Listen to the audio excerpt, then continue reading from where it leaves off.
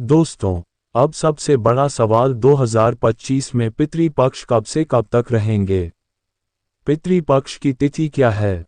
और शारदीय नवरात्रि कब से कब तक रहेंगे? इसकी संपूर्ण जानकारी आपको इसी वीडियो में मिलेगी। आपको कहीं और जाने की ज़रूरत नहीं है। लेकिन उससे पहले खूबसूरत वीडियो को लाइक करें और हमारे चैनल को सब्सक्राइब करना ना भूलें। हिंदू पंचांग के अनुसार भाद्रपद मास की पूर्णिमा तिथि पर पितृपक्ष आरंभ होते हैं और आश्विन मास की अमावस्या को, जिसे सर्वपितृ अमावस्या भी कहा जाता है, उस दिन समाप्त होते हैं। इस बार पितृपक्ष 7 सितंबर से शुरू होकर 21 सितंबर रविवार को समाप्त होंगे और उसके अगले ही दिन यानी 22 सितंबर सोमवार से शारदीय नवरात्रि 2025 का शुभारंभ होगा। दोस्तों, पितृपक्ष के बारे में मान्यता है कि मृत्यु के देवता यमराज इस दौरान पितरों को मुक्त कर देते हैं ताकि वे अपने स्वजनों के घर जाकर तर्पण ग्रहण कर सकें। भाद्रपद पूर्णिमा से ही पितृ धरती पर आते हैं और पूरे 16 दिन तक श्राद्ध, तर्पण और पिंडदान ग्रहण करते हैं। फिर सर्वपितृ अमावस्या की रात को वे अपने लोक को लौट जाते हैं। यही कारण है कि यह पूरे 16 दिन पूरी तरह से पितरों को समर्पित होते हैं। इन दिनों में पितरों की आत्मा की शांति और उनकी कृपा प्राप्त करने के लिए श्राद्ध, तर्पण और पिंडदान का विशेष महत्व बताया गया है। पितरों के लिए श्रद्धा से कुछ भी समर्पित करना ही श्राद्ध कहलाता है। शास्त्रों में भी कहा गया है कि पितरों को प्रसन्न करने से उनका आशीर्वाद हमें मिलता है। दोस्तों, जैसा कि आप सभी जानते हैं, पितृपक्ष में कोई भी शुभ और मांगलिक कार्य नहीं किए जाते हैं। अगर इस दौरान किसी ने नियमों का पालन नहीं किया तो पितृदोष लगता है और पितृदेव नाराज हो जाते हैं। पितृपक्ष में भोजन का विशेष महत्व होता है। इस दौरान पितरों के लिए भोजन निकाला जाता है, ब्राह्मण भोज कराया जाता है और पंचबलि दी जाती है। लेकिन शास्त्रों में साफ कहा गया है कि पितृपक्ष में कुछ चीज़ों का सेवन भूलकर भी नहीं करना चाहिए और न ही पितरों को या ब्राह्मणों को ऐसे भोजन का भोग लगाना चाहिए। अगर ऐसा किया जाए तो इसका दोष लगता है। अब सवाल है, वो चीज़ें कौन सी हैं? दोस्तों, कई बार लोग अपने पितरों की पसंद के हिसाब से भोजन बनाते हैं। अगर पितरों को प्याज लहसुन पसंद था तो वे भोजन में प्याज लहसुन डाल देते हैं। अगर पितरों को मांसाहार पसंद था तो कुछ लोग नॉनवेज खरीद कर जरूरतमंद को पितरों के नाम पर दान भी कर देते हैं। लेकिन शास्त्रों में इसे बड़ी भूल माना गया है। पितृपक्ष के दौरान प्याज, लहसुन, मांस और अंडे का सेवन भूलकर भी नहीं करना चाहिए और न ही इन्हें पितरों या ब्राह्मणों के भोजन में शामिल करना चाहिए। अगर कोई ऐसा करता है तो पितृदोष लगता है और पितृदेव प्रसन्न नहीं होते। इसलिए दोस्तों, पितृपक्ष में हमेशा सात्विक भोजन ही बनाएं और वही भोग लगाएं। तभी पितरों की आत्मा को शांति मिलेगी और उनकी कृपा परिवार पर बनी रहेगी। आगे बढ़ने से पहले अगर आपने अभी तक हमारे चैनल को सब्सक्राइब नहीं किया है तो तुरंत कीजिए और बेल आइकॉन दबाएं और सच्चे दिल से कमेंट बॉक्स में लिखें ओम नमः शिवाय। दोस्तों, शास्त्रों के अनुसार भगवान विष्णु और महालक्ष्मी जी को ही पितृदेव कहा गया है। पितरों का भोजन, श्राद्ध, तर्पण और पिंडदान सबसे पहले भगवान विष्णु और महालक्ष्मी जी ही स्वीकार करते हैं। उसके पश्चात वह पितरों को प्राप्त होता है। इसीलिए कहा गया है कि भगवान विष्णु और महालक्ष्मी जी के पूजन में प्याज, लहसुन, मांस और अंडे का इस्तेमाल वर्जित है। अगर आप पितरों के भोजन में इन चीज़ों का प्रयोग करते हैं तो भगवान विष्णु और महालक्ष्मी जी उसे स्वीकार नहीं करेंगे और जब वे स्वीकार नहीं करेंगे तो हमारे पितृ भी उस भोजन को ग्रहण नहीं करेंगे। इसीलिए इस बात का हमेशा ध्यान रखें। श्राद्ध पक्ष के दौरान पितरों के निमित्त जो भी भोजन बनाएं या ब्राह्मणों को भोजन कराने के लिए जो भोजन बनाएं, वह बिना प्याज लहसुन और बिना मांस अंडे का होना चाहिए। यहाँ तक कि पितरों के नाम से किसी जरूरतमंद को भी ऐसा भोजन दान न दें। यदि आप ऐसा करते हैं तो ये घोर पाप है और पितृदेव क्रोधित हो जाते हैं। दोस्तों, पितृपक्ष में प्याज, लहसुन, मीट, अंडे के साथ साथ शराब आदि का सेवन भी भूलकर न करें। श्राद्ध पक्ष के दौरान बासी भोजन का सेवन भी निषिद्ध है। शास्त्रों में कहा गया है कि इन 16 दिनों में बासी भोजन शैतान को प्राप्त होता है। इसीलिए पितृपक्ष में न तो स्वयं बासी भोजन करें और न ही किसी को कराएं। कोई जरूरतमंद आपके द्वार पर आए तो उसे भी बासी भोजन कभी न दें। कहा जाता है कि पितृ किसी भी रूप में द्वार पर आ सकते हैं और अगर ऐसे में आपने बासी भोजन दे दिया तो इससे पितृ दोष लगता है। पितृपक्ष के दौरान अपने लिए वस्त्र नहीं खरीदने चाहिए। इन 16 दिनों में आप वस्त्रों का दान कर सकते हैं, लेकिन अपने लिए नए वस्त्र लेना अशुभ माना जाता है। पति पत्नी को भी इस दौरान दूरी बनाकर रहना चाहिए, क्योंकि पितृदेव घर में मौजूद रहते हैं। अगर आप ऐसा नहीं करते तो पितृ नाराज होकर चले जाते हैं। पितृपक्ष के दौरान घर में रोना भी नहीं चाहिए, क्योंकि इससे भी पितृ दोष लगता है। इन दिनों को खुशी खुशी पितरों का स्वागत करने और उनका आशीर्वाद प्राप्त करने के लिए बिताना चाहिए। दोस्तों, पितरों के लिए बनाए गए भोजन में साधारण दाल, चावल या रोटी नहीं रखी जाती। पितरों के लिए सदैव पक्का भोजन बनता है, जैसे पूरी, कचौड़ी, पराठे, हलवा, खीर, दही, जलेबी आदि। कहा जाता है कि खीर पितरों को बहुत प्रिय है। खीर खाकर पितृ प्रसन्न होते हैं और भरपूर आशीर्वाद देते हैं। हालांकि आप स्वयं दाल, चावल, रोटी खा सकते हैं, लेकिन पितरों को ये भोजन नहीं देना चाहिए। इसी तरह पितृपक्ष में मसूर की दाल, काला नमक, काला जीरा, मूली, लौकी, खीरा और सरसों का साग भी वर्जित बताया गया है। पितरों के भोजन में नींबू भी नहीं डाला जाता। आप स्वयं खा सकते हैं, लेकिन पितरों और ब्राह्मणों को न परोसें। श्राद्ध पक्ष के दौरान कई तांत्रिक क्रियाएं भी होती हैं, इसलिए दूध, दही और सफ़ेद मिठाइयों का सेवन नहीं करना चाहिए, लेकिन घर में इन्हें बनाकर खा सकते हैं। हाँ, खीर अवश्य बनाएं और पितरों को भोग लगाएं, क्योंकि खीर का महत्व सबसे अधिक है। पितृपक्ष में कढ़ी, कुल्थे की दाल और हाल ही में बछड़ा जन चुकी गाय का दूध सेवन भी वर्जित है। इसीलिए सीधे दूध का सेवन न करें, बल्कि दूध से खीर बनाकर पितरों को भोग लगाएं और फिर प्रसाद रूप में ग्रहण करें। दोस्तों, पितरों के लिए बनाए गए भोजन में काले तिल डालना अनिवार्य है। शास्त्रों में कहा गया है कि जिस भोजन में काले तिल होते हैं, वही पितृ ग्रहण करते हैं। अगर भोजन में तिल नहीं होते तो उसे भूत पिशाच ग्रहण कर लेते हैं। इसीलिए चाहे ब्राह्मण भोज हो, पंच बलि हो या किसी जरूरतमंद को भोजन देना हो, हर बार उसमें थोड़े से काले तिल अवश्य डालें। ध्यान रखें, पितृपक्ष के दौरान पड़ोसियों का भोजन कभी न खाएं और न ही उधार का पैसा खर्च करें। ये सब अशुभ माना जाता है और इससे कर्ज बढ़ता है।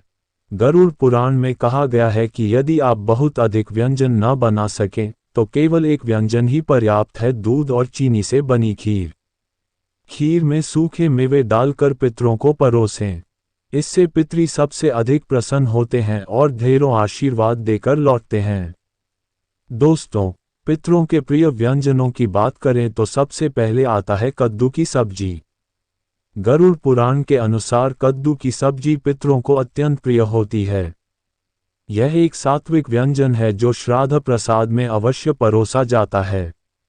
अगर आप भी श्राद्ध का भोजन बना रहे हैं, तो कद्दू की सब्जी जरूर बनाएं और पितरों का आह्वान करते हुए उन्हें अर्पण करें।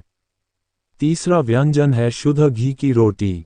जी हाँ, शुद्ध घी से बनी रोटी पितरों को बहुत प्रिय है।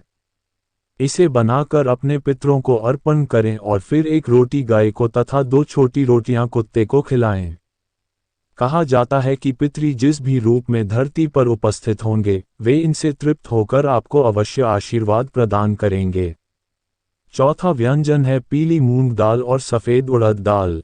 गरुड़ पुराण में कहा गया है कि इन दोनों दालों से बने व्यंजन, चाहे वे मीठे हों या नमकीन, पितरों को अर्पित करने चाहिए।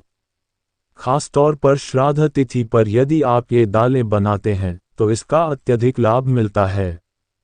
इसके अलावा आलू, गेहूं से बनी पूरी, मीठी गुड़ की रोटी, केसर वाले मीठे चावल, काले चने और बेसन से बने व्यंजन भी पितरों को प्रसन्न करने वाले बताए गए हैं। अब जानते हैं भोजन बनाने की विधि। जैसे हम ईश्वर का भोग लगाते समय उसे न छकते हैं और न ही झूठा करते हैं, ठीक वैसे ही पितरों का भोजन भी अर्पण से पहले कभी न छकें और न ही झूठा करें। भोजन बनाने से पहले स्वयं को पूर्ण रूप से शुद्ध करना चाहिए। बिना स्नान किए पितरों का भोजन नहीं बनाना चाहिए और जो स्त्री मासिक धर्म में हो उसे भी पितृ भोजन नहीं बनाना चाहिए।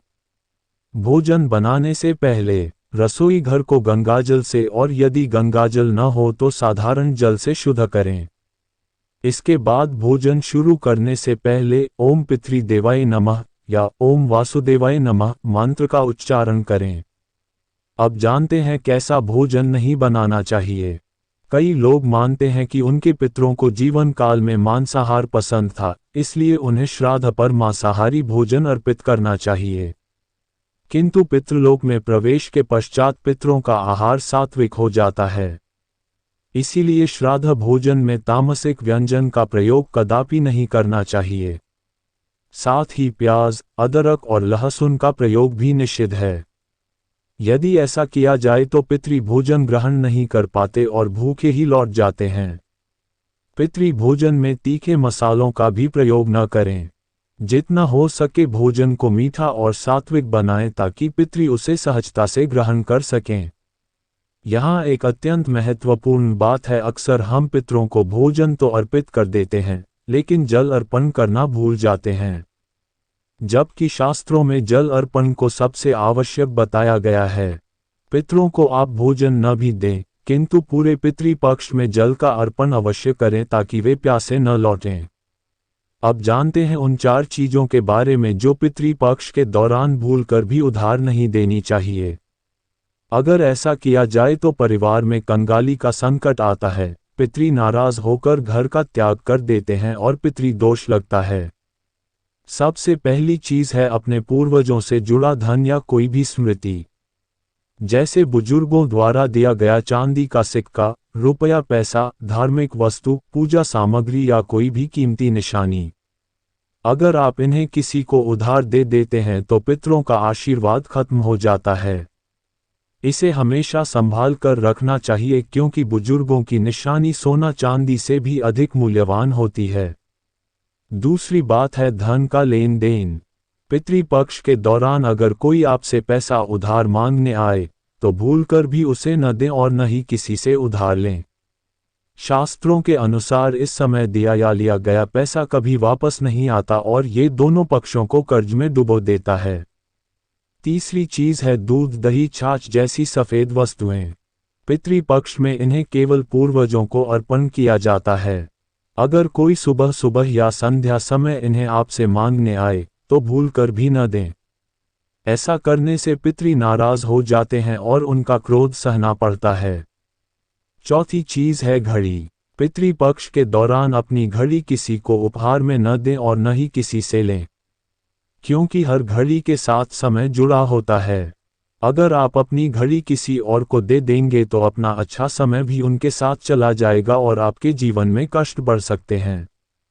दोस्तों, इसके अलावा ध्यान रखें कि पितृपक्ष में संध्या समय किसी को प्याज, लहसुन, दूध, दही, चीनी या पैसा उधार न दें। इससे घर की सुख समृद्धि और लक्ष्मी दूसरों के घर चली जाती है और पितृ भी लौट जाते हैं। दान पुण्य करना हमारी परंपरा रही है और पितृपक्ष में दान से विशेष पुण्य मिलता है। लेकिन इन दिनों काले कपड़े कभी न खरीदें और न ही दान करें। काला कपड़ा दान करने से पितरों का श्राप लगता है और जीवन में दुख बढ़ते हैं। वहीं सफेद कपड़ा दान करना शुभ माना गया है। फटे कपड़े भी दान में नहीं देने चाहिए।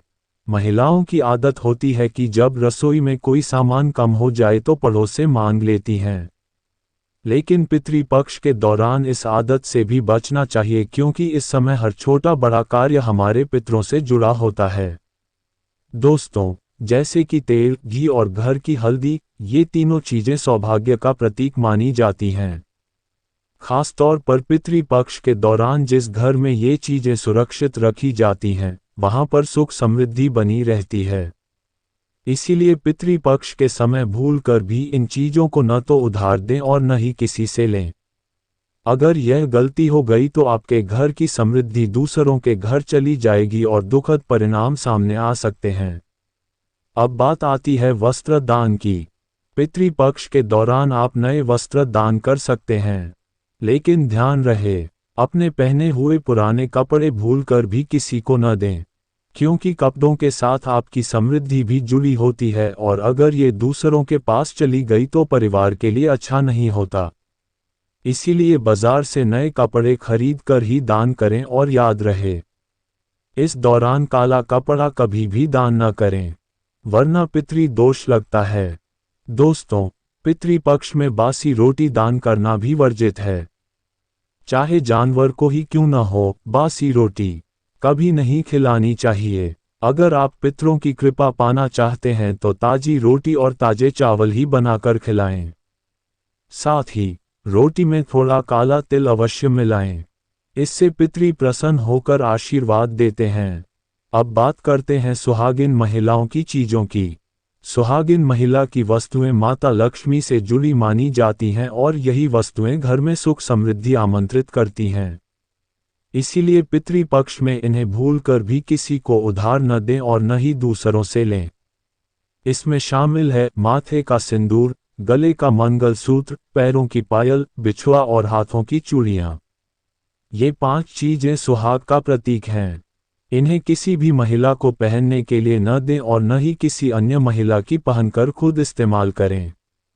अगर आप इस नियम का पालन करेंगे तो पितरों की विशेष कृपा आप पर निश्चित रूप से बनी रहेगी। दोस्तों, अब सबसे महत्वपूर्ण दान की बात। पितृपक्ष में नमक का दान करना बेहद शुभ और गुप्त दान माना जाता है। जो व्यक्ति इस समय नमक का दान करता है, उसके वारे न्यारे हो जाते हैं और पितरों की कृपा उस पर निरंतर बरसती रहती है। नमक दान करने से पहले उसमें थोड़ी दक्षिणा और चावल जरूर मिलाएं। कहते हैं नमक का दान इतना शक्तिशाली है कि यह रातों रात भाग्य बदल सकता है। कच्ची दाल, चावल, नमक और तिल दान करने से पितृ प्रसन्न होकर आशीर्वाद देते हैं और धन वैभव प्रदान करते हैं। इसलिए पितृपक्ष के इन दिनों में नमक का दान जरूर करें और अपने पितरों की कृपा प्राप्त करें। दोस्तों, अगर आप महादेव की कृपा पाना चाहते हैं तो सच्चे दिल से कमेंट बॉक्स में लिखें हर हर महादेव और हाँ, शिव ओम नमः शिवाय बोलते हुए इस वीडियो को एक लाइक तो बनता है।